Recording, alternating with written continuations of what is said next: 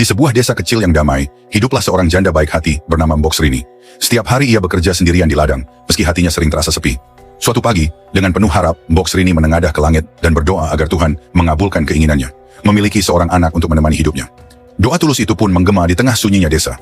Tanpa ia sadari, takdir besar sedang menantinya. Tiba-tiba, suasana desa berubah menjadi sunyi dan mencekam. Dari balik hutan lebat muncullah sesosok raksasa besar dengan langkah menggetarkan tanah. Mbok Srini gemetar ketakutan, namun raksasa itu berbicara dengan suara berat dan perlahan, menawarkan sebuah biji timun ajaib. Tanamlah biji ini, katanya, dan kau akan mendapatkan seorang anak. Dengan hati ragu dan penuh kecemasan, Mbok Srini menerima biji timun itu, tanpa menyadari perjanjian berbahaya yang mengikutinya. Beberapa waktu kemudian, biji timun itu tumbuh menjadi tanaman yang sangat subur. Suatu hari, Mbok Srini terkejut melihat sebuah timun berwarna emas berkilau di ladangnya. Saat timun itu terbelah, cahaya hangat memancar terang.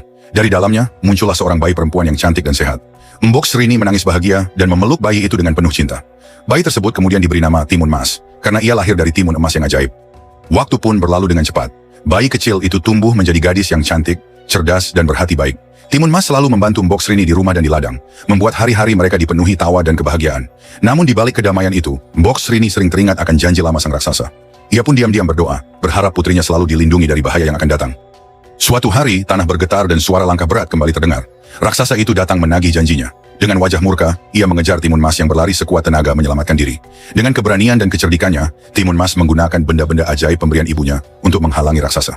Kejaran pun berlangsung menegangkan, di tengah hutan dan perbukitan, menentukan nasib Timun Mas. Berkat keberanian dan pertolongan benda-benda ajaib, raksasa itu akhirnya terperosok dan tak mampu bangkit lagi. Kejaran pun berakhir. Timun Mas selamat dari bahaya besar yang mengancam hidupnya. Ia kembali ke rumah dan memeluk Mbok Srini dengan penuh haru. Sejak saat itu mereka hidup bahagia dan damai. Kisah Timun Mas pun menjadi pengingat bahwa keberanian, doa, dan kebaikan hati selalu mampu mengalahkan kejahatan.